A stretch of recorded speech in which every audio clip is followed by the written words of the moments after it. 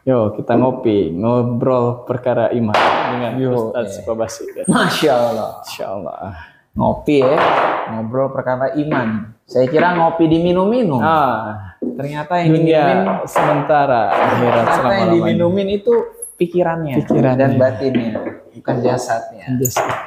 Jasad kullu. Apa tuh? Kullu umatin ajalun. Masya Allah.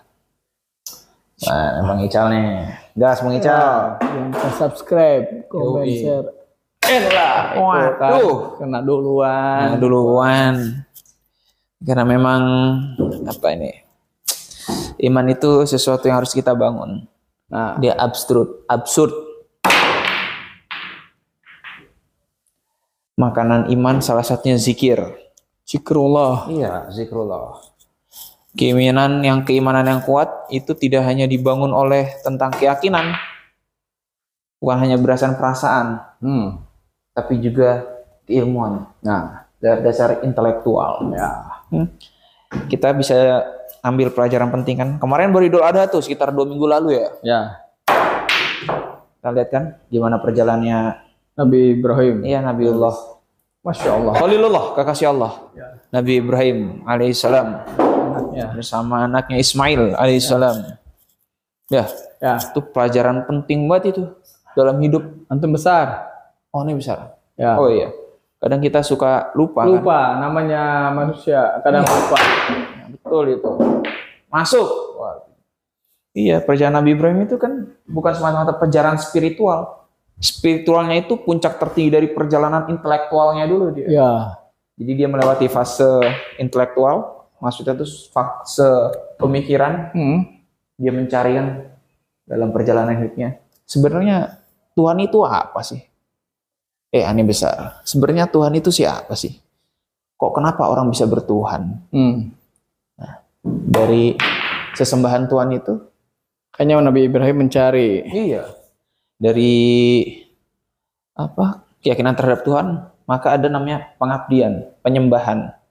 Kalau kata Comte Auguste, tapi ini jauh setelah Nabi Ibrahim, fasenya setelah Nabi Ibrahim alaihissalam itu, namanya filsuf Barat ya. Namanya Comte Auguste Comte di abad 18 sekian lah. Terus? Dia bilang tremendum mysterium et fasconisum atau facinum lah. Et Facinum. Widih, my name. Your name. Itu tremendum mysterium et facinum. Apa itu kah? Jadi maksudnya itu tremendum itu artinya ketidaktahuan, kebodohan. Manusia itu selalu dalam lingkup ketidaktahuan, kebodohan, kegelapan, maka dia hanya bersandarkan pada pengetahuan yang dia punya, hanya sebatas itu. Iya. Yang sebetulnya pengetahuannya pun belum tentu benar atau tidak, baik atau tidak. Tapi yang jelas manusia bersandar pada asumsinya dia, akal pikirannya dia, yang berakhir pada satu kesimpulan, begini tentang kebenaran bagi manusia. Jadi berdasarkan akal, bukan berdasarkan iman. Itulah tremendum. Artinya kebodohan. Kemudian yang kedua, di frasa kedua itu ada mysterium. Mysterium is about mystery. Sesuatu yang tidak dia ketahui. Masih menjadi misteri. Sesuatu yang belum dia bisa terka. Dia belum tahu pasti. Maka menjadikan sesuatu yang misteri. Mysterium. Tahap dari ketidaktahuan itu adalah misteri. Jadi dari orang tidak tahu, dia menganggap sesuatu itu menjadi sesuatu yang bisa dengan akalnya. Iya, bisa dibilang ini misteri yang belum terpecahkan lah. Tremendum mysterium.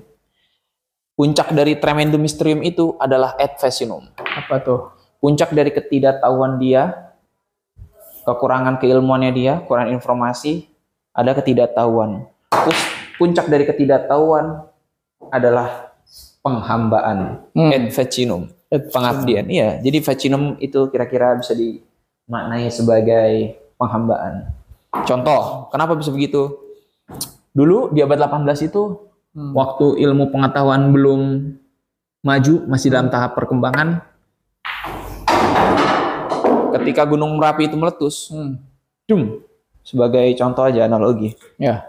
Itu orang dulu berpikir, oh ternyata sang penguasa gunung itu marah. Wah, Penunggu gunung itu marah. makanya banyak di Indonesia yang bikin sajian. Nah, itu dia salah satunya. Itu panjang misterinya. Nanti ada di kayak, kan di Indonesia banyak nih, apa kayak hal-hal mistis, story atau cerita-cerita gitu. Cerita mistis kayak Nyi Roro Kidul, Gunung Merapi, tempatnya, ya macam-macam lah. Ya, itu dasarnya dari situ. Salah satunya. Tapi itu kalau lihat dari pengetahuan mungkin belum bisa dibaca. Tapi dari segi peradaban, dari segi budaya, mungkin ada sesuatu yang bisa kita gali atau ambil manfaatnya. Apa tuh? Banyak. Tuh. Mungkin akan kita bahas di episode selanjutnya. Episode selanjutnya. Iya, Tapi kira-kira dari, waduh, dari Komta Agus itu kira-kira begitu. Ketika ada gunung meletus, dia bilang, wah ini setannya marah, penunggunya marah. Ini siapanya? Padahal enggak. Ketika ilmu pengetahuan sudah mulai bisa berkembang, orang-orang sudah mulai maju, oh ternyata gunung meletus itu karena ada aktivitas geologi di bawah. Geologi, ya. Di dalam gunung ada aktivitas vulkanisir segala macam. Ya. Nah, akhirnya, oh ini bukan karena penunggunya lagi. Nah, karena apa awalnya? Kebodohan. Jadi dia menimbulkan penyembahan, pengabdian. Karena yang pengetahuan itu penting. Maka kalau kita tarik ke dalam Islam,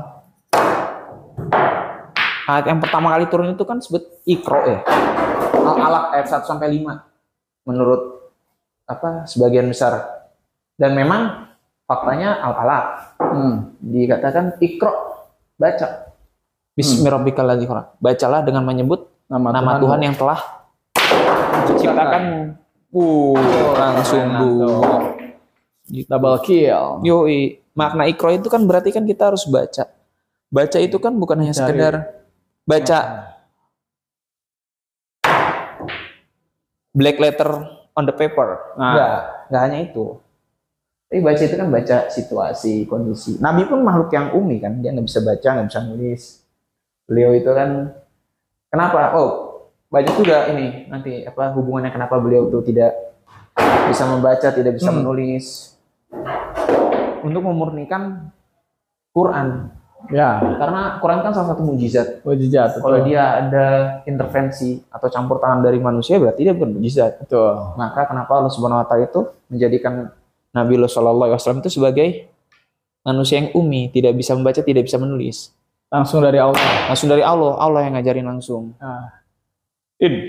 Itu salah satunya. Iqra tuh, bacalah. Baca. Orang hafal mungkin, tapi orang banyak yang nggak sadar. Ya. Sesimpel itu kan. Kita coba baca. Dan apa yang disampaikan Nabi semua itu kan pengetahuan. Langsung dari Allah Subhanahu Wa Taala.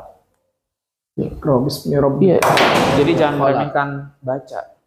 Khalaqal insana min 'alaq. Salah satu pembuka. Makanya masuk. Jadi allama bil qalam. Kejahatan itu bukan hanya tentang pembunuhan, perzinahan, bukan hanya tentang korupsi, bukan hanya tentang ketidakadilan. Tapi kebodohan itu bisa jadi masuk dalam salah satu kategori kejahatan. Kenapa? Ya karena orang Islam itu nggak boleh bodoh. Dia harus pintar. Dan harus kaya, bisa bersedekah. Masya Allah. Masih Pak. Gile, antum nih. Luar biasa. Calon ini. Antum juga ustadz kan? Antum ustadz. Baligu walau ayat. Cuma seayat.